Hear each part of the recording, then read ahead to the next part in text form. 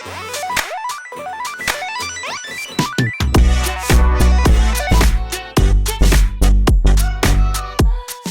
it's JP here from Caffeinated Warlord with one of my customary videos where I discuss my army that's just been completed. You know, I'm usually very proud of it, it's just been done, it's all painted up, and I usually then give a kind of a bit of a mix of an army review, but specifically to just the units I have, as well as anything to do with the models themselves and how I put it all together. So this has been done before, say with my abyssals, with my goblins, even a bit with my trident realms, but this one for my undead is much belated. I think I finished them in June last year for the Convict 2-day GT that was held in Springvale, Melbourne. So this is the full undead army, all the painted models at least, and yeah, let's go through it. So first as an introduction, this army was actually a dilapidated second hand or third, anyways, many hands had passed over this original army. It was all singly based, it's all Mantic, but it was mostly just like, you know, base coated and then falling apart. And so by the time I got it, there was lots of bits that had broken off and lots of scuffs on the painted stuff. And I didn't really know that until I took a closer look at it, because originally I got this army, it was just being given away.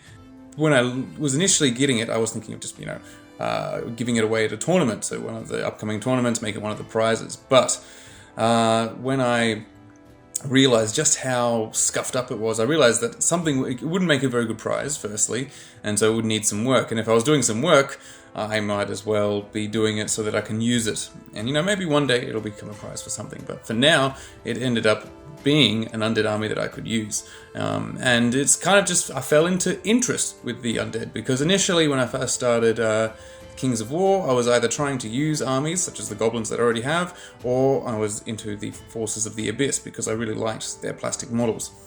But then the undead, you know, obviously you play against them and you get used to them being a regular feature in lots of tournaments, but it wasn't really on my radar of armies that I wanted to start. I liked the zombie kit, I liked pretty much all their models, but I just never really thought about it. But having this army just kind of, you know, fall into my lap, I thought, well, actually, it's got a lot that's good, like I really enjoy, and I've really wanted to have something where I can have a bit more of a, you know, dark, grim multi-basing. I haven't really done that with any of my armies yet, so I thought, well, actually I have. What am I talking about? I did that with the goblins. But yeah, I wanted to continue what I've learned, and in this case, it was then applying that to models that have integrated lit bases, because that is the primary annoyance that everyone has with the Undead range. Because the Undead range, even though it's quite old, it's one of the first armies that Mantic produced, it has all these integrated lit bases that were on all the models at the time, you know, so that it was very easy to base them. They would kind of just,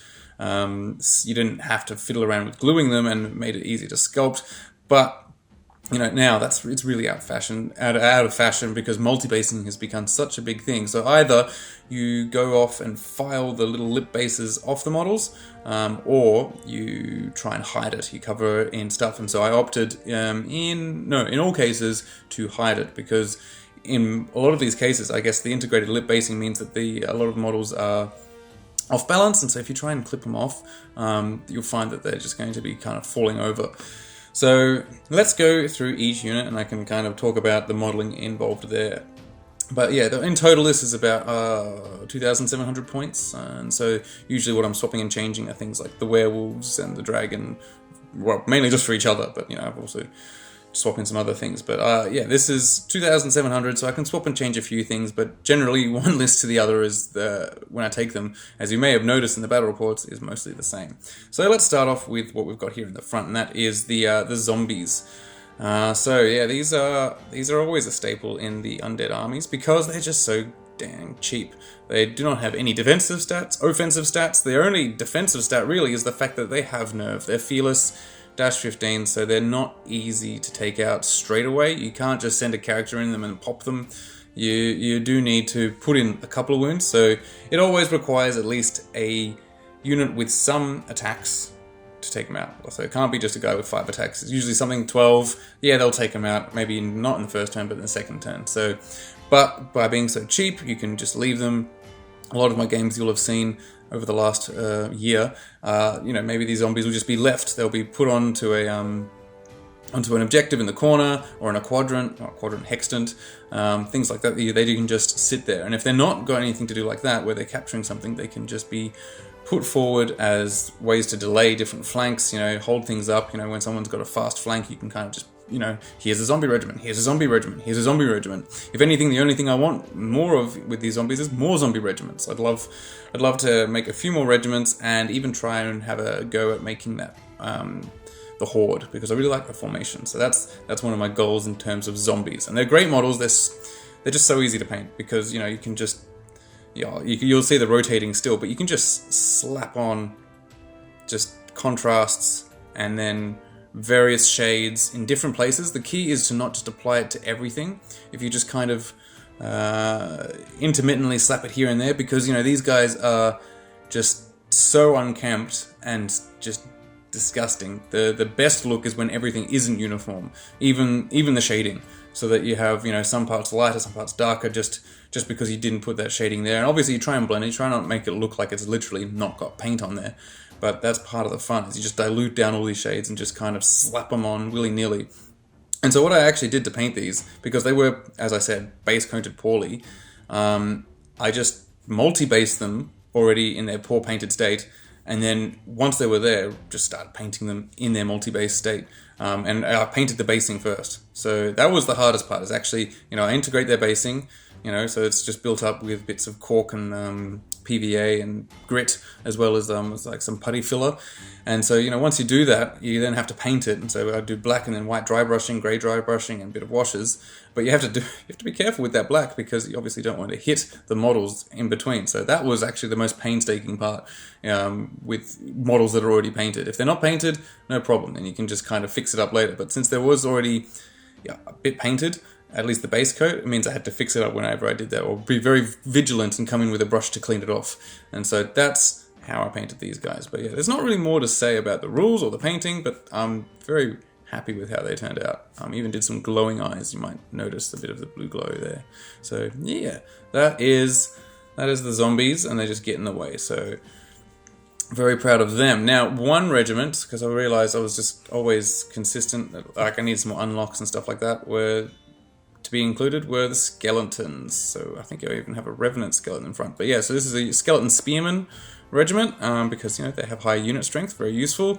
The defense 4 phalanx actually makes them really hard to just break through. So where the zombies only have their nerve, the skeleton spearmen, for a bit more, sorry, you just got full hand, but for a bit more, they are far more defensive, and things that normally rip through zombies, such as flying hammers, actually go out of their way to avoid them, because they really don't want to get bogged down in spearmen. Now, really, in terms of offensive stats, they're exactly the same as zombies, just a couple more attacks, but it really never makes a difference. So I've even had these guys even fail to disorder a flying unit, because they're great if you could hit, because then you can actually strip not only their flying, but you can even strip nimble and stuff on things that aren't flying because of that phalanx. But you have to do a damage, and sometimes even with 15 attacks, 5s and 5s isn't going to cut it sometimes.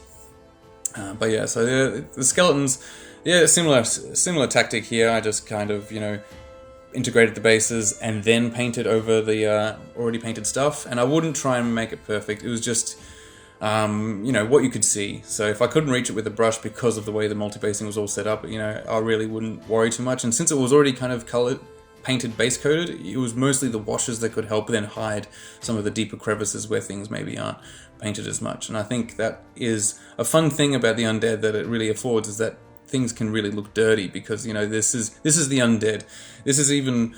This is more shambolic than, say, the Empire of Dust, where the Empire of Dust is a empire that is resurrected. These are trained soldiers that are coming back to life.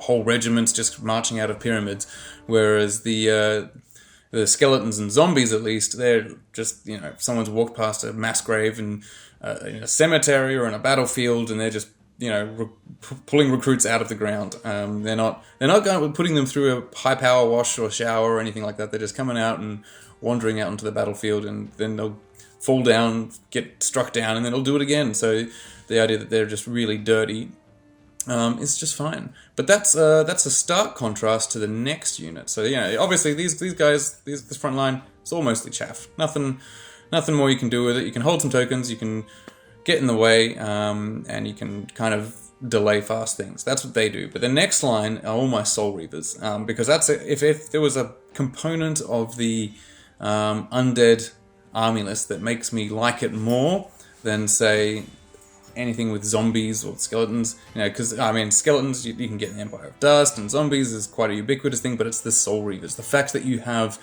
dedicated vampire units, not just knights. So, I'm thinking, like, with the vampire counts, they have the Blood Knights. They're very cool, but they're really, really expensive models, and obviously the actual unit themselves. So I'm just kind of, with that baseline in mind, when you come to the Undead, it's a bit more open, because the Soul Reaver Cavalry, I wish they were more punchy, but they're still pretty good with their 20 attacks. So yeah, these are the Soul Reaver Cavalry, so these are essentially vampire knights, right?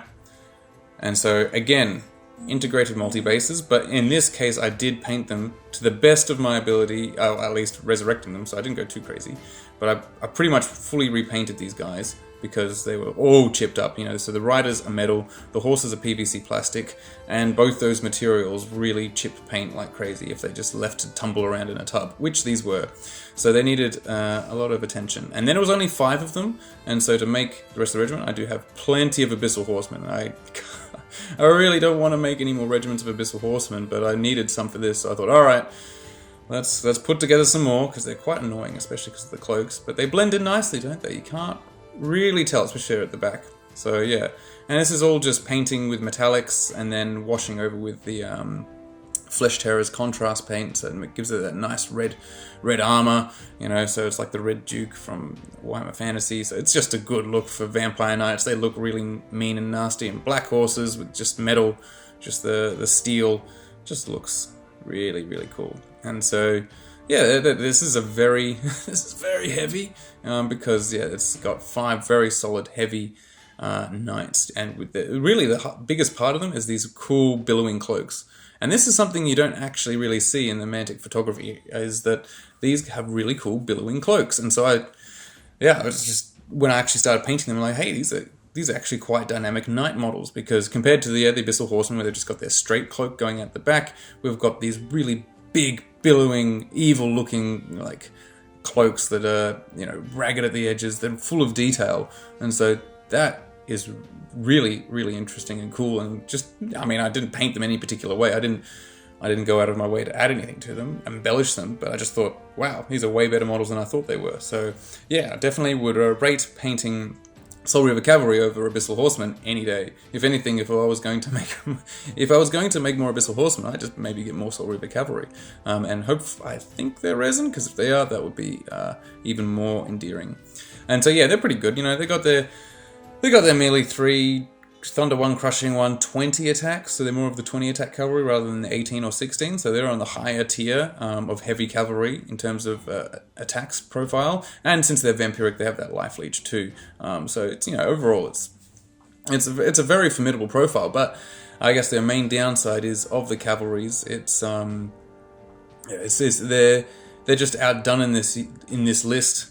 So it's not really the cavalry problem, it's more that this list has a lot of hammers to choose from, and these guys are just not as good, because you just, instead of having the Thunder 1, Crushing 1, you can either go for whites, which have Crushing 2, and just a bit slower, or if you want to go quite a bit slower and cheaper, then you go for the pretty much almost the same melee profile, except it's Crushing 2 in the Soul Reaver Infantry. So that's why I have 2 regiments of Soul Reaver Infantry. So in the collection I got, it only had 10 Soul Reavers, so I think you can spot them. There's some, like this guy, for some reason there was a gloss varnish that was done to them, and so they're quite reflective. So there's, among these 2 regiments, there are 10 metal Soul Reaver Infantry models. And then I went and bought from Mantic 10 resin Soul Reaver Infantry. And then from my crazy box, if you watch that video, the Mantic Fantasy Crazy box, I got 10 Paladin Foot Guard with 2-handed weapons. And I thought, hey, if these can be painted up to look evil, which it's not hard to do, because you can't even see their face, then that makes this unit even more interesting. So it's a real diverse unit. We've got these Paladin Foot Guard, we've got resin ones, metal ones, and it's quite heavy, but not as heavy as the Soul Reaver cavalry. And yeah, I then also from the Mantic crazy boxes, the terrain crate one, that made for the multi-basing in these units. So yeah, this one's got a nice cool gallows. Very cool, very helpful. I can just pick it up like that. So that's how I move this unit without touching all my precious resin, metal, and PVC plastic. There's none of those you want to touch. And I can also grab this one via the torture, what's the stretchy thing? It's oh gosh, I don't know enough of my torture devices. You'd think I'd know. But yeah, that's got a nice torture device. I kind of used some Mantic bases there, flipped them over to make this kind of operating table scene, where really it's just a exsanguination bed, I'd call it. So that's what they're doing. So they take it along with them, and the other one takes the gallows with them. Both, it's essentially just to make sure they can maintain their supply of blood in the harsher times, because they don't want to always use their swords. But that aside, so that's the idea with them. And so when it comes to the basing, the Paladin Footguard from the Basilean range have integrated foot bases, so they are integrated here with a bit of putty, and then covered up wherever you could see those lips with just basing stuff. And then that's why none of them are on top of the actual gallows. And then we have everyone else just kind of as much as I could. So this was so it's 15 on each. It was getting pretty crowded. It was hard to put them all on there. So they look really popular. They look really cool. They look like they really do have 20 attacks. And the diversity in the unit, but trying to keep the color palette somewhat similar. So, the blacks, the reds, and the light blue swords. Silver steel, kind of like, almost bluish steel. I think it all has a cohesive look now. And I'm quite happy with the unit. As for how they're used, they're always pretty solid. The downside obviously is that they're speed 6, so they're one of the slower hammer units. But if you deliver them with the Revenant Cavalry, they will always take something, and they're always fearsome and most targeted. So if anything gets shot at, it's nearly always the Soul Reaver Infantry over the Soul Reaver Cavalry, because the Cavalry, sure, they're height 3, but people always seem to turn their attention to the Soul Reaver Infantry. You can see that in one of my battle reports against dwarves with all their sharpshooters. That was the main target. The whole game was just taking them out, and take them out they did, because these guys do not like taking damage. They have life leech too, but that doesn't help if they can't get into combat. So yeah, that's the two of them. So I'm quite proud of those units. That was probably the one that required the most painting from scratch, because nearly all those units were unpainted, so apart from just 10 of the 30 that needed repainting, everything else needed painting and assembly and all that kind of stuff. So that probably took the most effort, and that was one of the last units that I got ready for the tournament, but I'm really glad I did, because I really needed them. So then we'll move on to some actual chaff, real chaff. So hiding back here are some Wraiths. So this is just one troop. I only have one troop of Wraiths, and I do plan on getting some more, especially to try and do the list was winning that one Clash of Kings Asia, which was Keith's list, published on goonhammer.com, which I write for. So if you want to know what that list was like. But that had regiments of Wraiths, and I've never really, honestly, I've never considered regiments of Wraiths because I've never seen them used. And I thought, they're a bit expensive. But they're not really, especially for the fact they're defense 6 and can actually, with their 12 attacks, start to hurt with their crushing 1 and Strider. They will always be doing some damage. And if you don't damage them, off they fly away. And when it's a troop, no big deal. Whatever. It can fly off. And a troop, even though it's defense 6, they are surprisingly volatile. Because they only have dash 12 or dash 11. Dash something pretty low. If you do get damage on them, it's hard to get that damage on, but if you do, you can just be lucky and go, oh, got rid of them, sorry. Rolled that, 5 and 6, and now they're gone. And you say, oh, dang, I was expecting that to sit there for maybe 1 or 2 turns longer. And suddenly it disappears. And sometimes it does, but you can't always rely on it. And so, maybe regiments would be able to do that well, and also form part of that punching structure, because they then can actually contribute to the combats, and if they're not molested, they can get out of the way. They can just fly off, and then suddenly, whoops, now it's whites in, or Soul Reavers, whatever. So I think I do need to get more of them. So that's on the list. So already we're going to get some more Wraiths, going to get some more zombies. So that's making some interesting changes. Now we have one of the other popular forms of chaff is the Revenant Cavalry. This is another form of the thick with the double C chaff. It's a dash 14, defense 5, speed 8 cavalry unit, and that's usually what people care about most because they've got attacks, but they're on melee 4 with thunder 2, and there's only 8 of them, so they're not really going to do damage. And if any time you use these wrong, it's when you think you can get them to do damage. You think you can send them in, you get a charge angle, you get a flank or something, you're like, ha, I've got you with my cavalry unit, but it's really just hitting with the strength of a regiment in the front, which no one would expect to pop anything. But somehow when you get a flank, you think, I actually can pop something, and so the times I've used them best is when I've held them back, just kept them to be what they need to be, which is the buffer for my more precious, powerful units to then come in after their demise. If anything, the only times they've really not worked for me, if I didn't send them out, was when they lived too long, and I've positioned my hammer units behind too close to their back and realised that I can't actually get into the fight whatsoever. So that's the only times I've really been like, ugh. So I really need to make sure I space out my army appropriately so that nothing gets bogged down. But yes, the Revenant Cavalry are fantastic. They're really good.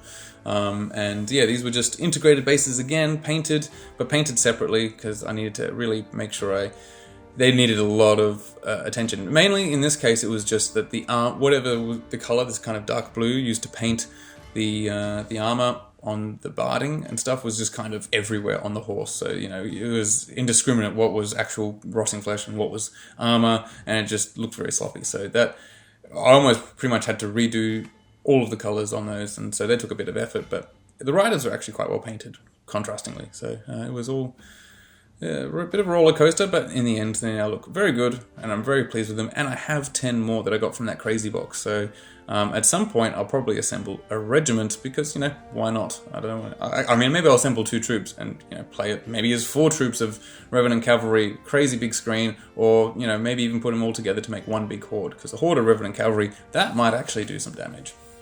So yeah, my hopes and dreams, you get to hear them. Now let's get into the true hammers of the army. Well, true hammers, Soul Reaver infantry. Yes, you are true as well. But everyone respects the whites, and so here are the whites. 3. I got 3 in that collection. 3 metal ones. This is quite heavy again. But I also had just lying around some of these Nighthaunt kind of units. I'm not sure what they are, but they've got cool sides. They look ghosty, and so to make the full model count 6. They went on as well. And then I have in here, this is a cool little kind of diorama Halloween house. Cool because it's actually glowing. It's actually got a light in there, which you can see there with my crazy integrated base things. Look at this whole setup, but it works. So yeah, I can turn on a light. It's just kind of fun. Usually when I'm in a tournament, you can't see it at all because it's yeah, the lighting's too good, but, you know, if we're in a deep, dark, dank dungeon, then this unit can really look spooky. It was quite fun to put together, but even without the light, it is already really good looking. Sorry, that's getting way out of focus. So yeah, well, I kind of already talked a bit about them already. They've just got a great profile with that ability to fly, speed 7, you know, the crushing strength 2, and brutal on top of that with 18 attacks. So they hit incredibly hard, and everyone expects them to hit hard. They usually hit hard, and then they just break through things. So that is also a focus. But for some reason, people do tend to focus more on the Soul Reavers, and actually that's an obvious reason, because they're waverable. They're quite easy to waver. They can be wavered, whereas the whites, unless you're thinking you're doing enough damage to take them out, you kind of just wait until you can deal with them later. So most people tend to focus down on the Soul Reaver infantry. And fair enough, because the Soul Reaver infantry can outperform the whites. It's just harder getting them into the situations that they can do that in. And the whites can be surged. So yeah, I do pretty much always use the whites because they're the real threat. They really scare things, my opponents. And yeah, they're just with that fly, they can get into situations, they can get across past the Revenant Cavalry chaff. They're really good paired with Wraith, because the Wraiths, there's height too, so they can fly over them, or the Wraiths can just get out of the way, and then, you know, it makes the whole movement situation really easy when you can just kind of pick it up and move it. They're a fantastic unit, and yeah, please don't change them, because they're just pretty much perfect, I think. They're quite expensive, and if you add items to them, they can get ludicrously expensive, because I do know some people that I like to put things like sharpness on them, which, you know, obviously makes them offensively nasty, but that then makes them even more of a target, and yeah, it's so close to 300 points for that unit. It's just, yeah, it's a dragon, so you want to make sure you get the use out of it. Now, the next unit, this is probably the one I've had the hardest time using, and that is the werewolves. Yes, the werewolves. So this is a base I'm very proud of because I made a cave. I made a cave for them. So this is actually, I think I've got all the footage for it. I should release it someday. But yeah, this is, you know, a bit of pine wood there with, you know, a bit of foam, and then foam chunks that have been put over a piece of plastic that's kind of a cone shape, so that they were just put on with glue over and over and over until it looked like a pile of rocks. And then obviously we've got left an opening, and that's how I made this cave. And then, you know, a bunch of skulls lying around, and then covered it in werewolves. So this is full model count werewolves. We've got 3 Mantic ones that came in that collection, but we also have 3 of these 3D prints. I'm not sure what the maker of these 3D prints are. I bought them in a store. They were the store that we put game in was for a time selling just some 3D printed stuff, and this was on the shelf, and I thought they looked really cool, and I needed 3 more werewolves, so in they went. And they painted up a dream because of all their textures. The contrast paint, dry brushing just went so well with them, and very little else was required to make them look good. So yeah, it was a super easy paint job, and so yeah, that's my horde of werewolves. Now, why I think that I have trouble with them is just because they have speed, but they don't have the highest speed. Speed 9 doesn't mean that they can outdo all the flyers out there, and Crushing 1 doesn't mean that they can really take out anything in one go in the front, because they've just got the 18 attacks Crushing 1.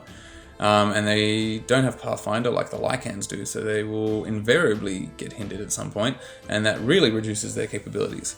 So you usually need to put items on them, and thankfully they have been getting progressively cheaper with the various Clash of Kings updates, to the point now that putting an item on them is quite feasible, because they still don't get more expensive than whites. Because before it would be, you put an item on them, they're more expensive than whites, and then you go, I just want whites, because whites will have that innate crushing too. They're not as fast, but the whites just seem to be able to do the job so much better. Now, the reason I have trouble using them is that it's just a question of where to put them. So if every time I put the werewolves out on a flank to do a speedy flank, they usually get bogged down, and either that bogging down unit just takes them out of the fight entirely, in terms of they just won't do anything, or it kills them, because these guys really need some support. So yes, they are now cheaper, but I now find that if I wanted to run them, I'd have to run them with something that can, well, not only help them in combat, but keep up with them. And there's not that many contenders in that list. So really it'd have to be like a Vampire and Pegasus, or a Dragon, but that's too expensive a combination. So Vampire and Pegasus, still pretty expensive. I have yet to assemble. I bought a Games Workshop model to do that with. Again, it was kind of a Nighthaunt one. It's pretty cool. I really like it, and I just wanted to support my local store that doesn't have Mantic, unfortunately. But that's going to be part of it, and maybe that will be a combo in the future, because those two can go together. But right now I'm finding better success if I layer it part of the lines and just use its ability of Speed 9 Nimble to get into places that normally wouldn't. That seems to be going better for me, like in my last Undead battle report. I think that's where they still shot out, but they weren't just off in the middle of nowhere where they could just get, tied up by units that they shouldn't otherwise be tied up by, and then maybe killed because they're off all alone, and I haven't really had anything dedicated to escorting them with Inspiring. Because, yeah, when they don't have Inspiring, I mean, also they don't have Fury, so they don't have any waiver mitigation. They can be wavered, so that's also part of the problem. They have the Soul Reaver problem without having the Soul Reaver damage output. And so it becomes an issue of just how do you use them. But if you have any ideas, please let me know. Otherwise, yeah, I'm only going to have the 1 unit of the werewolves, and I probably only have 1 unit of the whites, because I know you can spam the whites to your heart's content, and they will do really well. But I want to have a slightly more unique collection, and also I don't really feel like getting more of the white models. I do like them, but they are a bit expensive and currently resin, which makes it, I don't think they're not going to be resin, but that's just they're not on my high on my list, as opposed to getting zombie legions, because apparently that's more enticing. But then Next are the balefire catapults. So here they are, I got 2 of them. One of them I bought brand new, which is that one over there that doesn't have the skulls and the shields. So there's these skulls. Are they just transfers? Because I don't know where you get them from. I think they must be transfers because they all look identical. So yeah, here's one. It had to be completely reassembled. It turns out that whoever put it together previously just didn't know what they were doing because it was all... everything was the wrong way, so it actually wasn't put together properly and it just kind of fell apart. Which was fine, because then I could put it back together. And here's the brand new one. This is a brand new one. But they are fantastic. So there's not much shooting in Undead, you know, apart from random spellcasters, and if you can be bothered having skeleton bowmen, which I will not. The artillery is amazing. It makes up for the fact that there's no real shooting, because... yeah, they have the normal kind of shooting profile of a rock-throwing kind of thing. You know, the D3+1, piercing 3, or in this one case, piercing 2. But yeah, quite high piercing, and hitting on 5s, but ignoring obscured. But what makes these fantastic is I think it's the Unholy Flames, it just means that they get vicious on D3, or essentially, so they get to re-roll D3 misses, and yeah, that just makes them so much more consistent because the amount of times, you know, because it's just also variable. Like, first, hitting on 5 is pretty hard to do. Rolling a good D3, you know, that's hard to do. And then you are likely, somehow, for some reason, to roll plenty of 1s when you're rolling to damage, which is what happens with my goblins who have no recourse. That's just what happens. Where at least with the balefires, you've gotten that far. You've rolled a good D3, you rolled to hit, you rolled a good D3, and then finally it's time to wound. You can still reliably get through that, so it's one less checkpoint in the list to complete failure. So I find that they do much more consistent damage, and so you can see over, for instance, my convict battle reports. I was just taking things out in certain games where I'm just like, and that's now dead because of my balefire catapults, and it was, you know, it's very much more satisfying to use these guys, and so it's very hard also to leave them out. They're quite expensive because of their consistency, and rock throwers in general are actually quite expensive because of their potential, but I find that these are quite worth it, and they are required in order to keep the enemy at least on their toes, if not needing to actively move towards you, which makes up for the overall slow speed of the army, where you have a lot of your chaff is shambling, so you can't go much faster than the chaff in front of you. So that's it for the overall army. So now we're going to the characters, the heroes. So we'll start off with the true hero in terms of he's had such a glow up. So this is an actual Mantic army standard bearer on mount, undead army standard bearer, right? And so when I first got it, so he came in the terrain crate, in the crazy box, fantasy crazy box. So definitely a very good pickup, because apparently I think you can only get this with Mantic points, which I do not keep. And I think it would be too hard to figure out how to get those in Australia. But this guy was originally just acting as a Revenant King on horse, you know, just running around, a bit of surge, that was about it. But since he got upgraded with his standard bearer, like now getting very inspiring, so that's already very useful, because now I don't have to rely on as much inspiring stuff, such as I don't have to now have an inspiring talisman on my necromancer. I can give him a more useful item, you know, an actual spellcasting item. So that's already fantastic. But then I usually use him as a way to put in another spell, such as Mind Fog or Hex, and he has his now aura, which is the D3 wild charge for skeleton units, which is actually a huge amount of the army, you know. So in this collection, he's not so much, you know. It's mostly the Revenant Cavalry there and the Skeleton Spearmen. But were I to include Revenant Infantry, which I do have a plan to get more Revenant Infantry, if I want to get Undead Great Burrowing Worms or Undead Flying Worms, which I kind of have over there, then it all affects those things, improving their speed dramatically. And if I do ever want to get that Revenant Cavalry Horde, having that wild charge D3 on that would make that really threatening, because then the only thing that is faster than it are flying monsters, or flying anything. But the likelihood that I'll be going against any armies that have heaps of flying, you know, obviously if I go against, you know, Basileans with Alohi, or Green Lady with Order of the Forsaken, then, you know, I'll be outsped. But then in a lot of armies, I'll be much faster than everything they have and be able to get those charges off. So this guy suddenly gets to be really what he's supposed to be, and I think he's all happy for it. And I did a bit of freehand, so this is all, yeah, obviously completely painted to match my Revenant Cavalry, so a good model, definitely if you can somehow get it. Then we have, yes, the Necromancer. This came with a collection. He is metal. I'm not sure if this is the head he's supposed to come with. Come on, focus. Oh, let's get the hand behind. Classic. There we go. Pretty cool, pretty creepy. Easy to paint. Easy to fix up. So you just needed a bit of TLC as well. But yeah, just a good spellcaster. I'm always changing up the spells. Usually there'll be Surge, but I also have a Revenant King, so I'll just show him here. Yeah, I mean, he's already spinning around, but yeah, there's a Revenant King. Who I usually have just for the Surge and a little bit of, ability to keep down a flyer, because he can just go and hit things. Apparently he can also kill Shrim, which is what happened in the last battle report. Well, the last one using the Undead. But yeah, the Necromancer, yeah, I just usually give him Bane Chant, maybe heal.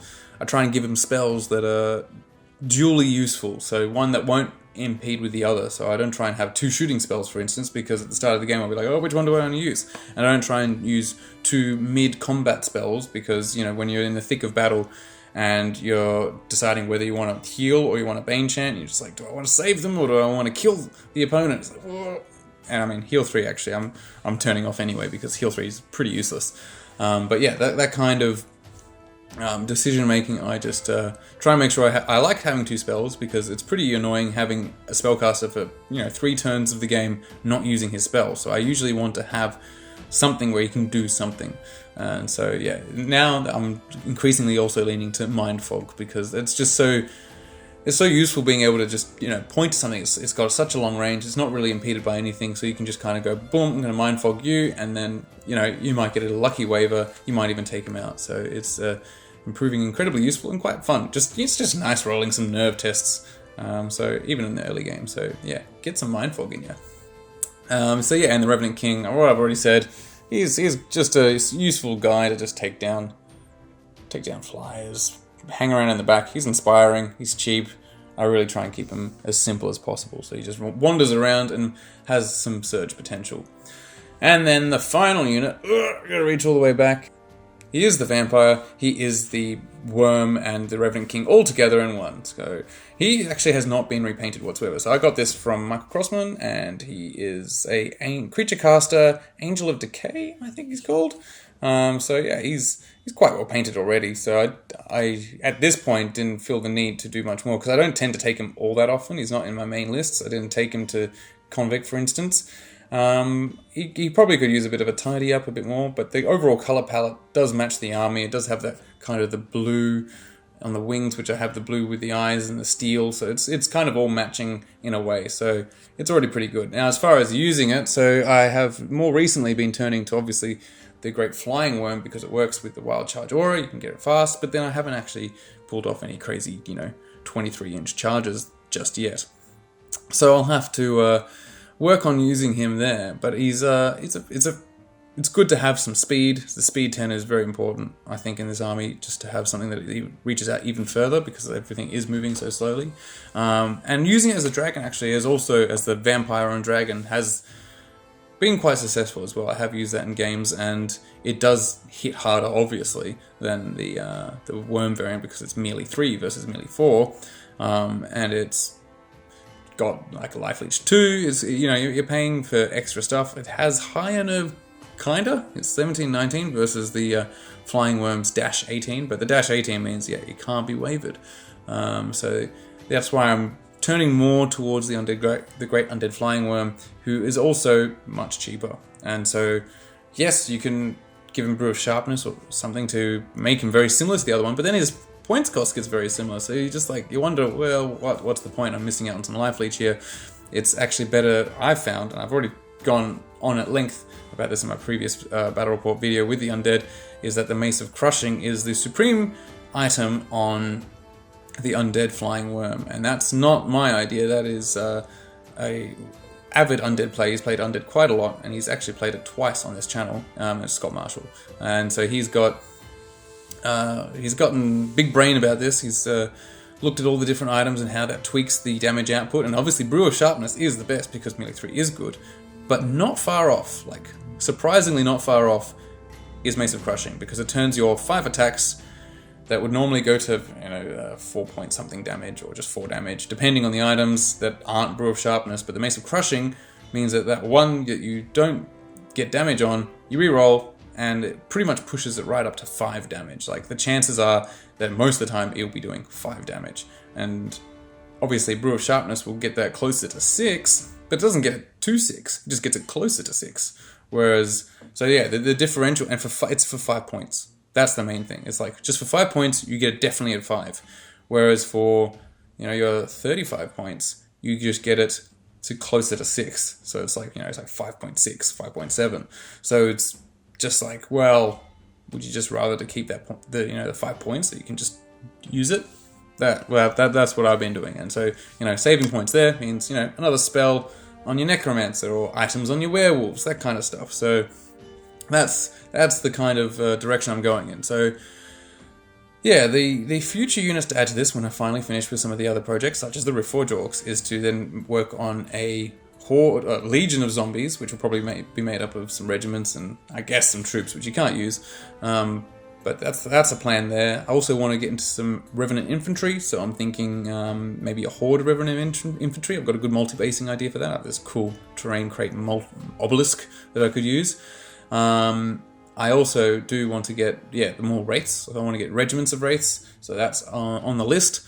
And I do have actually in my collection plenty of skeletons and the Revenants. So I'll just have to slowly work on doing the same thing I did here, multi-basing them up, touching the paint up, and that'll be a whole new facet to the army. It'll be good to have something like a horde of Revenants, because that is a massive nerve and defense block that I don't have. There's nothing here that can take a double charge, for instance. Nothing. Whereas if I do have a Revenant Horde, that can take a double charge. Like, that is you really have to commit hard to take them out. And if you don't, they hit back completely full strength. Like, you'll never waver them. So that's why I'm thinking a Revenant Horde would be cool. And it would look cool. I mean, I don't have a Horde multi-base here, and if you've seen my goblins, I enjoy what can be done with a big infantry horde multi-base. You can really set a scene there, and so that's also where I want to go with them. So that's one of my next goals. And then also, having seen what Scott Marshall has been able to do with the burrowing worms, I do want to get some of the Mantic burrowing worms, because those are formidable. With their 15 attacks, they're just implacable. Dash 18 still, but on foot, so they're quite cheap. So I'm thinking of adding those into the army too. They're essentially a giant in the Undead army. So yeah, and obviously if I want to go for the formation, then I do need to get a Gorblight, which is no big problem. I'd like to get zombie trolls. See, this is the problem. You just kind of want to try all the things. You want to have all the builds. So you go from having a very bespoke Stillmania kind of army where you're just like, this is all I'll use, and suddenly you've got 3 tubs sitting in the garage full of painted minis. But at least they're painted. That's the idea. So hopefully you enjoyed this deep dive into my Undead collection. I hope you enjoyed some of the different shots. I made sure to include some of the spinning base, so that you're not just sitting here with me and my hand waving and poorly holding up miniatures to the camera. But yeah, if you enjoyed this, well, just let me know, and I might even start going back and reviewing some of my older armies like Forces of the Abyss, especially when I want to rebase them, and they're coming later in this year, so I'll be adding stuff to them. And I'm also open to doing actual army reviews where I have enough understanding of them. So if you'd like even full army list reviews, that is something I can discuss, and I might even bring in guests to add some clout to it, where I think I might by myself not have sufficient knowledge on the subject. So just let me know if that's something you'd also like to see, in between the standard kind of, the battle reports and any other kind of stuff I might talk about. Otherwise, until then, keep caffeinated, and yeah, that's it. Bye! If you're in Victoria, Australia, close to Melbourne, why not consider going to the May the 4th event, a Kings of War tournament held at Games Portal in Ringwood, one of the few stores around that still has tables in Melbourne. It's only $20 to get in, and that comes back to you in store credit, so you can literally just use it to buy paint. It's 3 games, 2,100 points, and it starts at 10 AM. So it's not too big, not too small, and it's a perfect event if it's your first Kings of War event. That's literally how I got into the whole scene, was just coming to something like this. Everyone's very welcoming, it's a great community, and you'll have some great 3 games. So if you're around in the area on Saturday, May the 4th, then come along. Pathfinder Game Distribution, an Australia-based Mantic game supplier, is kind enough to offer me a 15% off code that I can give to you. So if you're looking to get some Mantic game stuff in Australia, and maybe even New Zealand or Singapore, why not take a look at Pathfinder Gaming at .shop. And it's Caffeinated Warlord is the code. Include the space, and I think the capital is important as well. So that way you can get your 15% off.